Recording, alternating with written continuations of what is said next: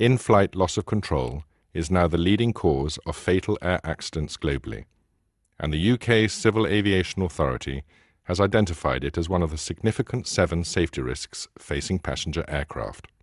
This presentation aims to highlight the specific dangers associated with loss of control and how to avoid them leading to an accident.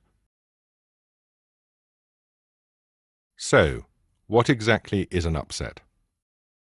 It can be summed up as a situation in which an aeroplane is unintentionally outside of its normal flight parameters, such as those defined here.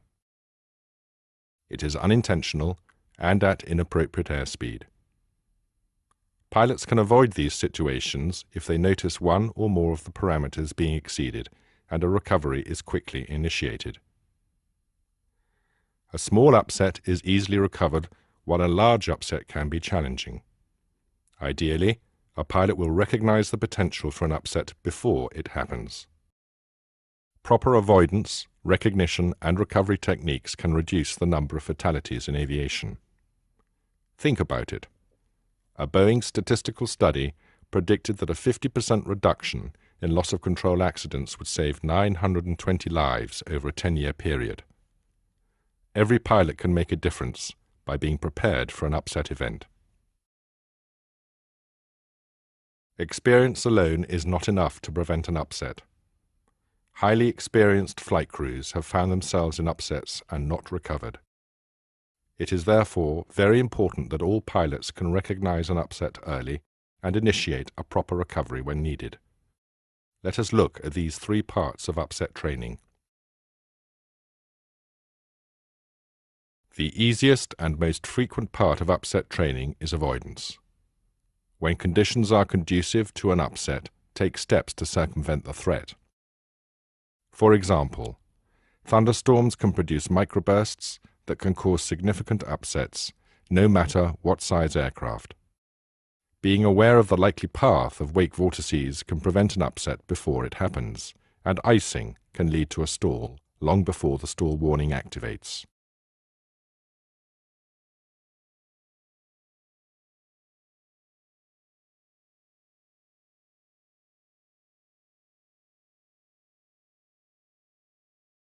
Is the aircraft in an upset? We have already defined the conditions of an upset. Unintentional nose up 25 degrees, nose low 10 degrees, roll of more than 45 degrees, or an airspeed that is inappropriate. If the pitch and/or roll is greater, positive or negative than expected, or if there is buffeting, or if a high descent rate does not respond to aft elevator command, or if there is roll that is oscillating, it is possible that the aircraft is, or soon will be, in an upset. By recognizing the condition or potential early, it prepares the pilot to maintain control. A small upset is much easier to recover from than a large one.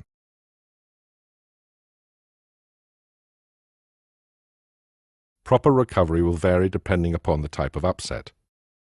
This disc also contains a copy of the Upset Recovery Training Aid, Revision 2, and the Royal Aeronautical Society's specialist document, Aeroplane Upset Recovery Training. Take a few minutes to read them. The recovery techniques in this presentation are taken directly from these documents. Again, a reminder. Follow your aeroplane manufacturer's recommendations for upset recovery as it provides specific guidance.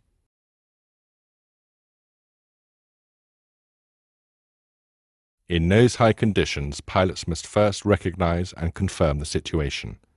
This is true in all types of potential upsets. Disengage the autopilot and autothrottle, as either of them could be the cause of the pending upset.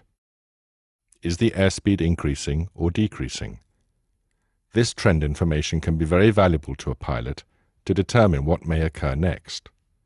Is a stall likely? Is an overspeed likely? Knowing the trend of the airspeed can provide answers to those important questions. Push forward on the yoke or stick to command nose-down elevator. It may require full control travel, and recovery might be slow. If the autopilot has added nose-up trim, it may require nose-down trim input by the pilot. it is possible to roll the aircraft, increase bank angle, to bring the nose down.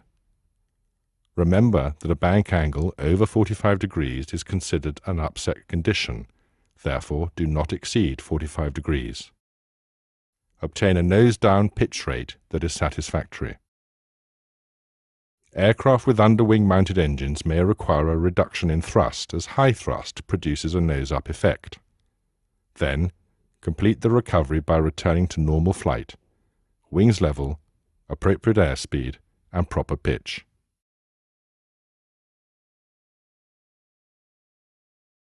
For the nose-low recovery, first recognize and confirm the situation. Just like in the nose-high recovery, disengage the autopilot and autothrottle, as they may have been the cause of the upset. Note the airspeed and its trend. Is there a full stall or one pending? If the aircraft has stalled, recover from this first. All other recovery maneuvers should follow. Roll the shortest way to wings level. It may be necessary to unload the aeroplane, which means you need to push forward on the control yoke or stick to improve the roll rate.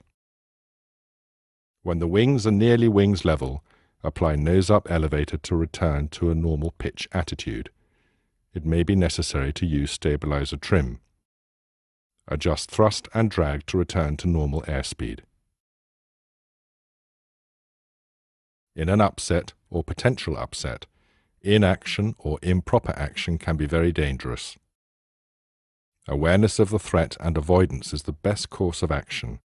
It can make the difference between achieving a successful outcome or becoming a statistic. All pilots learn aerodynamics as part of their training, but how much do you remember today?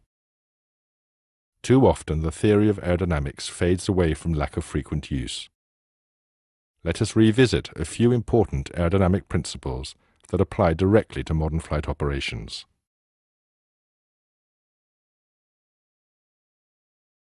There are 4 forces acting on the aircraft in flight: lift, weight, thrust, and drag. In level flight, at a constant airspeed, the 4 forces are balanced. The aircraft will climb when there is more lift than weight. It will accelerate when there is more thrust than drag.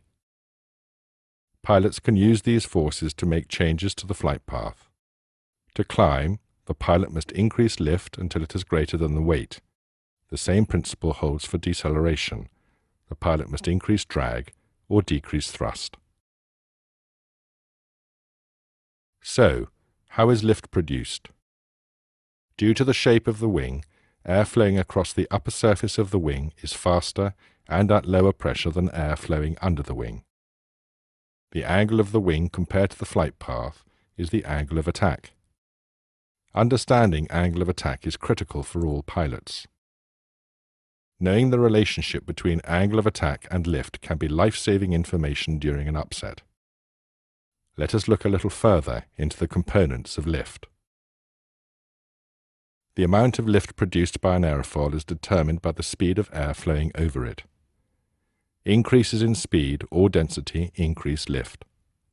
The area of the wing is the third component when determining the amount of lift. The larger the wing, the more lift can be generated. Finally, the angle of attack has a dramatic effect on the lift.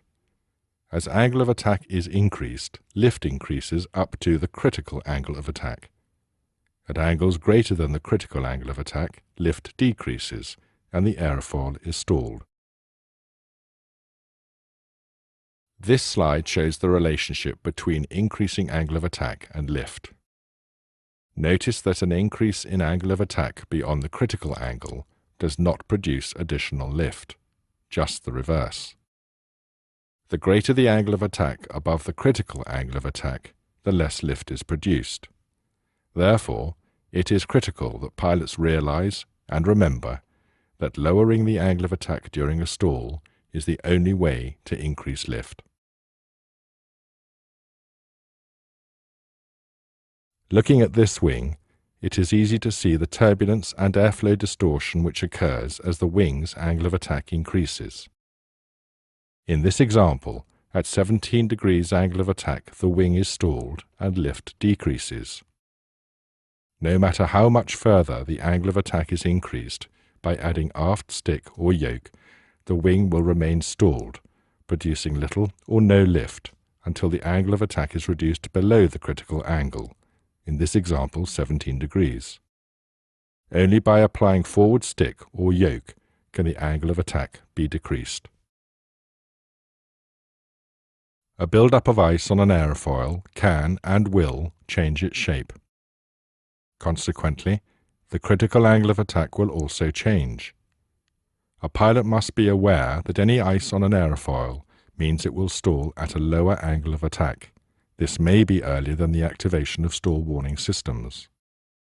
During icing, an aerofoil can stall with no prior warning by the stall warning system. Pilots must be alert to other symptoms of stall, such as buffeting, roll oscillations, and descents that do not respond to aft stick or yoke inputs.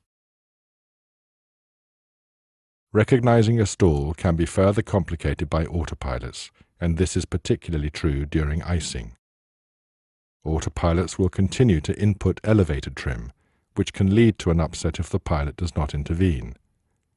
Follow the manufacturer's recommendations carefully during flight in icing conditions to minimize the likelihood of an autopilot masking an impending stall. The CAA issued a safety notice in July 2011 to all pilots, emphasizing the need to reduce the angle of attack to ensure controllability during a stall. A copy of this training notice is contained on this disk as a PDF file. Please take the time to read this important safety notice following this presentation. Early recognition of a pending stall is essential to minimize height loss. When reducing the angle of attack, some loss of height may occur. This is acceptable to restore lift to the wing. The amount of height loss should be limited, but attempting to maintain height during recovery should not be part of the recovery maneuver. This simple definition of a stall and the effect of the critical angle of attack is something every pilot should know and remember. Once the airflow breaks down and is no longer attached to the surface, reducing the angle of attack with forward stick or yoke will reattach the airflow to the wing. No matter what type of aircraft, stall recovery must begin with reducing the angle of attack. Notice in this slide, forward yoke is applied, followed by increasing power. Some aircraft, such as those with underwing mounted engines, may have to delay the increase in power until good airflow across the wing is achieved. Stall recovery is generic. Forward stick or yoke to reduce the angle of attack, followed by increasing power or thrust. If a stall is allowed to fully develop and there is any asymmetrical lift where one wing stalls later than the other, a spin can develop. Pilots must stop the spin rotation as soon as possible and recover from the stall quickly. A fully developed spin in many aeroplanes can be difficult or impossible to recover from. Therefore, early intervention is essential. Remember, the best stall spin technique is avoidance, recognition, then recovery.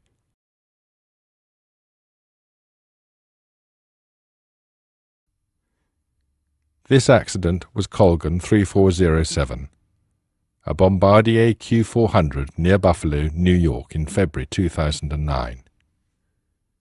This NTSB animation is based on the flight data and cockpit voice recorders and is part of the official record of the accident.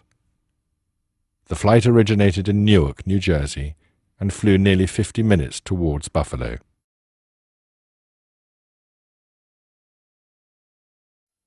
There was icing present during the flight, and the flight crew commented on the build-up on parts of the aircraft. NTSB was able to determine that the de-icing system was effective in keeping the aerofoils clear of icing during the flight. As usual, the flight was operating on autopilot with the captain as the flying pilot, while the first officer was the pilot monitoring. As they approach the ILS, the air traffic controller issues them a turn to intercept and clears them for the approach to runway 23. The captain arms the autopilot for the approach and begins to configure the wing for landing by lowering the first setting of flaps.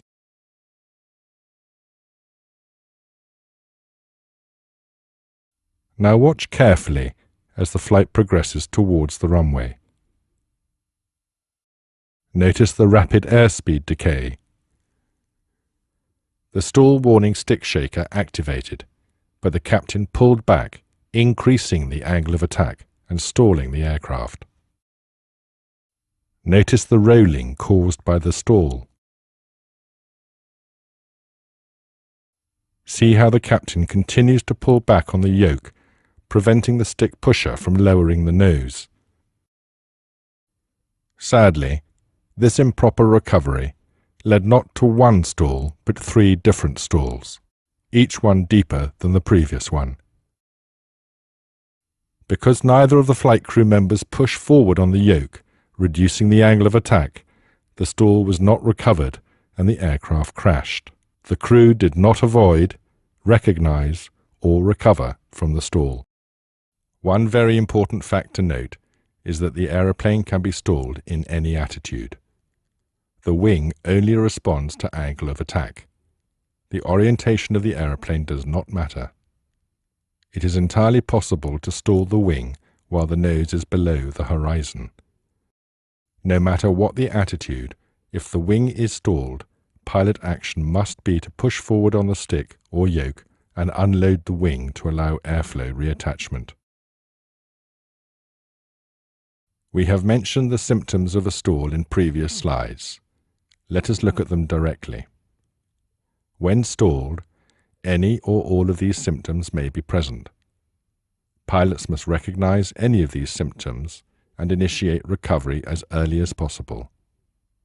It is always better to avoid a stall than to recover from one. Remember the Colgan 3407 video? There was buffeting, reduced pitch authority, roll oscillations, and a descent that did not respond to the captain's aft yoke input. The symptoms of stall were present.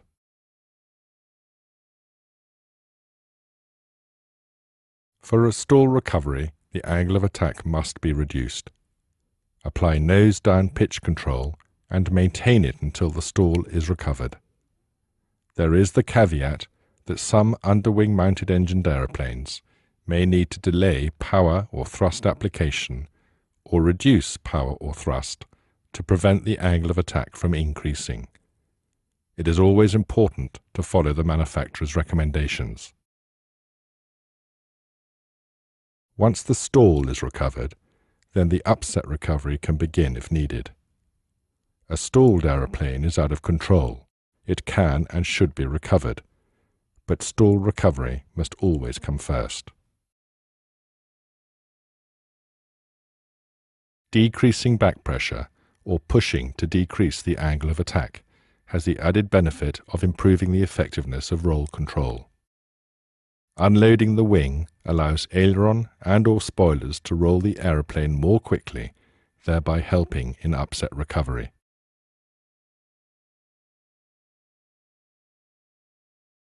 If the aeroplane is stalled or nearly stalled, stall recovery by reducing angle of attack must be the first step. The Upset Recovery Training Aid provides clear recommendations on recovery from upset conditions, regardless of the cause of the upset. This step-by-step method gives pilots the best opportunity to recognize and recover from an upset. Read it and commit it to memory. Should you ever find yourself in an upset, you will be grateful that you did.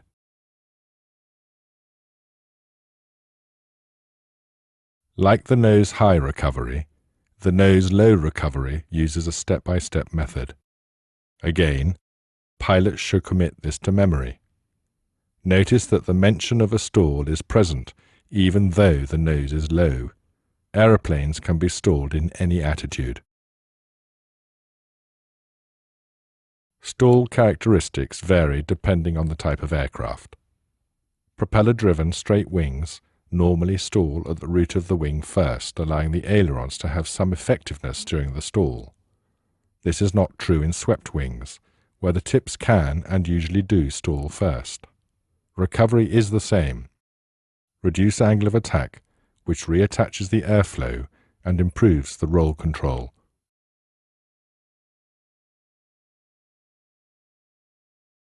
This short statement makes an important point. If in doubt, unload. In this presentation, we have discussed the theory of upset avoidance, recognition, and recovery. That is only part of the overall solution. Practical training is essential. High-quality training is possible in advanced simulators and aeroplanes. Pilots need practical and theoretical training in all aspects of upsets. The CAA recommends that practical upset recovery training be a regular part of proficiency for all pilots.